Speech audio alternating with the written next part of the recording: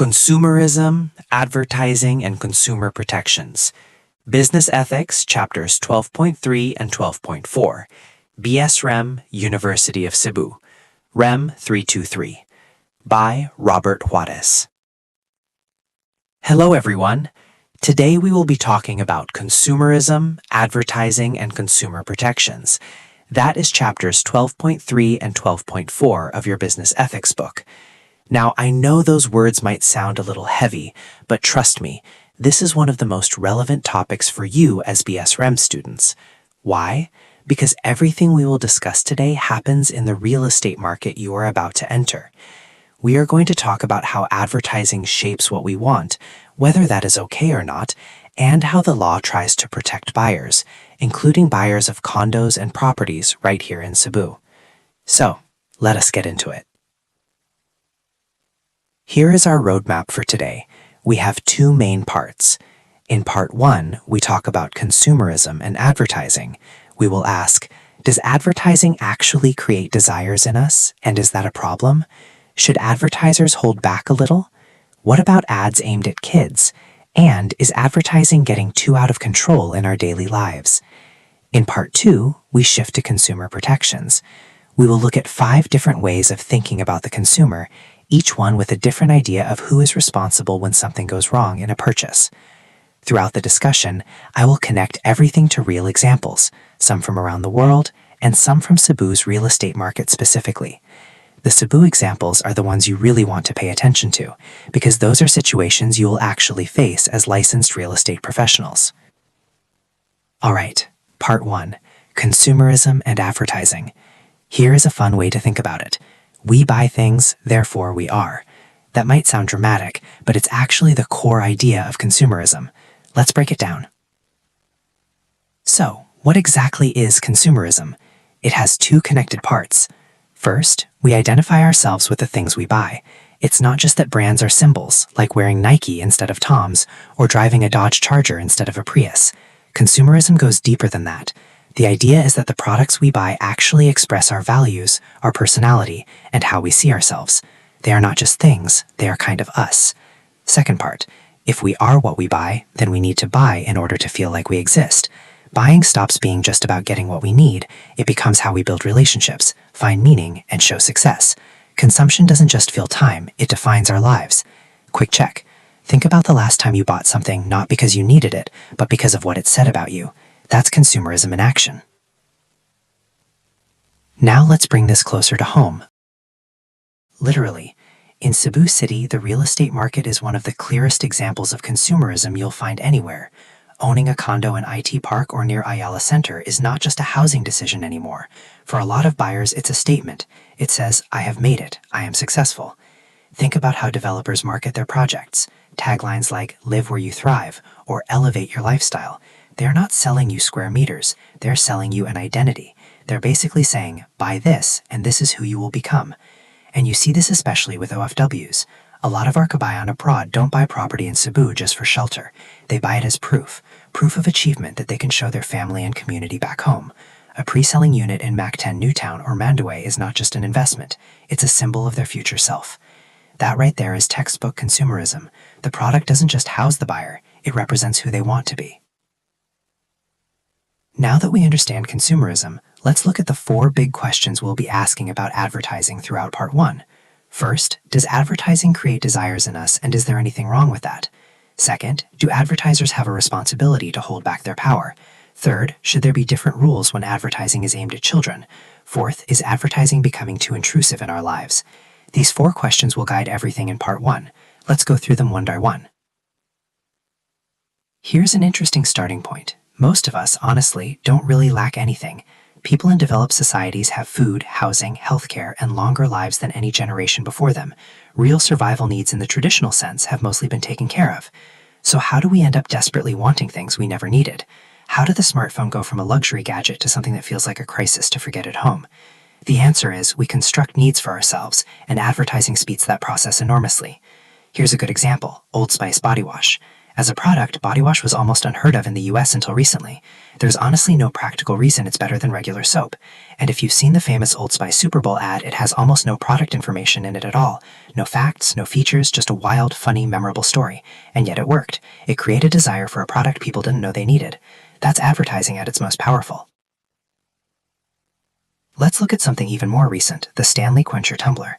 Stanley thermoses had been around for over 100 years. They were unglamorous and practical, the kind of thing construction workers and hikers used. Nobody thought of a Stanley thermos as a fashion item. Then came a targeted TikTok influencer campaign. Overnight, the tumbler was rebranded as a lifestyle accessory and a status symbol. What happened next was remarkable. Stores sold out within hours of restocking. Tumblers were reselling for over $100 even though they retail for $45. People were buying them in multiple colors and posting collection hauls on social media, basically advertising the product for free. Here's the important part. Nothing about the cup changed. No new feature, no new function. The only thing that changed was the story around it. People who had never once thought about a thermos suddenly felt they needed one. That's a manufactured desire, and that's exactly what the textbook is talking about. So is it wrong for advertising to create desires like this? There are three main arguments that say yes. First, the Kantian argument. You might remember from earlier in the course, Kant says we should treat people as ends in themselves, never just as a means to an end.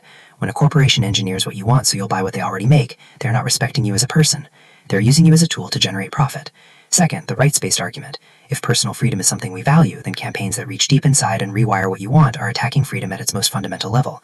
It's not just influencing your choice of product, it's shaping who you think you are. Third, the utilitarian argument. Advertising creates a cycle where you satisfy one desire and immediately a new one is manufactured to replace it. Like a mouse on a running wheel, you are always chasing satisfaction but never quite reaching it.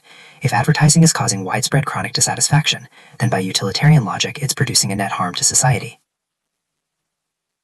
But the other side has strong points too. Here's the defense of desire creating advertising. First, these ads don't lie. The Old Spice commercial doesn't make any claims that can be fact-checked. It presents a vision, a lifestyle. Nobody is being misled. And if no one is being deceived, the company has every right to offer consumers a new way of imagining themselves. Second, treating consumers like they need to be protected from advertising is actually disrespectful. It treats adults like children who cannot think for themselves. True respect for consumers means trusting them to decide for themselves what they want from an ad. Third, desire-creating advertising actually expands freedom. By showing people new ways of living and new versions of themselves, it gives them more options, not fewer. From this angle, advertising doesn't restrict freedom, it opens it up. Beyond a single ad, there's a bigger phenomenon we need to talk about: viral advertising. This is when consumers themselves end up doing the brand's marketing work for free. When the Old Spice ad generated millions of YouTube views and spawned countless parodies and social media posts, the brand was being spread by the very people it was meant to reach, at zero cost to the company. This raises a serious ethical issue called economic asymmetry. On one side of the table, a corporation with massive financial resources, teams of psychologists, behavioral data, and professional creative agencies. On the other side, you, sitting at home on your phone. The gap in knowledge and resources is enormous. Most consumers don't even know what psychological techniques are being used on them. A lot of ethicists argue that this imbalance creates a moral obligation. The side with all the power should show some restraint toward those who are comparatively defenseless. The Old Spice example looks almost simple compared to what's happening on TikTok today. The hashtag TikTok made me buy it has over 80 billion views. People voluntarily promote products they bought, creating enormous free advertising value for brands. But the system is more complicated than it looks. Brands pay micro-influencers to seed initial content. Then the algorithm amplifies whatever drives purchases, creating a feedback loop that most users cannot see. The line between a genuine review and a paid promotion is deliberately kept blurry. A single 60-second video can sell out an entire product in hours. This takes economic asymmetry to a whole new level. On one side, platforms, brands, data scientists, and algorithms. On the other, someone scrolling at midnight. And here's the twist: consumers are both the target of the advertising and, when they share and comment, the delivery mechanism for it. And this same dynamic is happening right now in Cebu's real estate market. As BSREM students, you are already part of this system. Major developers including Philippine, DMCI, and 8900 Holdings run aggressive Facebook and Instagram campaigns specifically targeting OFWs abroad. They know where their buyers are and they go to them. Brokers create viral Facebook reels featuring beautiful drone shots of the Cebu skyline, swimming pools, and modern lobbies. Viewers share these videos thinking they're just sharing nice content, but every share is free promotion for the developer. That's viral advertising in exactly the way the textbook describes. Then there is the referral commission structure. Buyers who close a deal are incentivized to bring in their friends and family. Satisfied buyers become unpaid marketing agents. And the power imbalance here is extreme. The developer has lawyers, marketing budgets, and knows every single clause in the contract to sell. The buyer is often a first-time OFW thousands of kilometers away, making a multi-million peso decision based on a 60-second video and their broker's recommendation. That knowledge gap couldn't be wider. So should advertisers voluntarily hold back? The duty of fairness argument says yes. The idea is this: we expect a physically stronger person to show restraint. We're dealing with someone much weaker. The same logic applies to corporations. When you have overwhelming resources and expertise on your side, there's an ethical obligation not to use all of that power against someone who has almost none. The counter-argument says consumers are not helpless. A single person with social media can take on even the biggest corporation. Viral power runs in both directions. And again, treating consumers as fragile and needing protection is condescending. It denies them the dignity of being full, responsible adults in the marketplace. Both sides have a point. As future real estate professionals, where do you think the line should be? Now, the power imbalance we've been talking about becomes even more extreme when controlled. Psychologists argue that children deserve serious protection from advertising. Here's why. First, ads that create insecurity are especially harmful to children because they have no frame of reference outside of consumerism. If you grow up in a fully commercialized environment, you might literally have no way of imagining an identity that is not defined by what you own. Second, children are psychologically vulnerable in very predictable and exploitable ways. Kids ages 3 to 7 love transforming toys. Kids ages 8 to 12 are natural collectors. Professional marketers know these developmental patterns and they use them deliberately and systematically. The counter-argument says parents are responsible. They can turn off the TV. They control the money. Kids cannot buy things without adult approval. But is that still realistic today? Because here is what children are encountering today. On YouTube Kids, unboxing channels where creators open and review toys on camera are enormously popular, and many are sponsored without clear disclosure. In 2019, the Federal Trade Commission fined Google $170 million for illegally collecting personal data from children under 13 without parental consent. And beyond data, the algorithm decides what the child watches next, not the parent. The screen keeps them watching and wanting. Think about Ryan's World, the child influencer who reviews toys. Young viewers cannot tell the difference between Ryan genuinely playing and Ryan doing a paid promotion. A child watching these channels sees hundreds of product placements per video with zero ability to recognize them as ads. The advertising knows everything about what that child wants. The child knows nothing about advertising strategy. If economic asymmetry is the ethical test, children in the digital media environment are the clearest possible case for needing protection. And just so you understand the scale of this is not a small issue. Children under 12 spend about $30 billion a year. Teenagers account for around $100 billion in sales annually. These are massive numbers, and they represent buyers who are specifically targeted by highly sophisticated advertising campaigns. The stakes are high enough to take seriously. Alright, last question for part 1. Is advertising just everywhere now? Think about it. Advertising is on our stadiums, on our clothing, public parks, city buses, college events. It's moving into schools. There's almost no public space left that is not commercially branded. This raises a deeper question. Is there a difference between economic life and life itself? If buying and consuming is the main thing we do as human beings, then sure, let advertising go everywhere.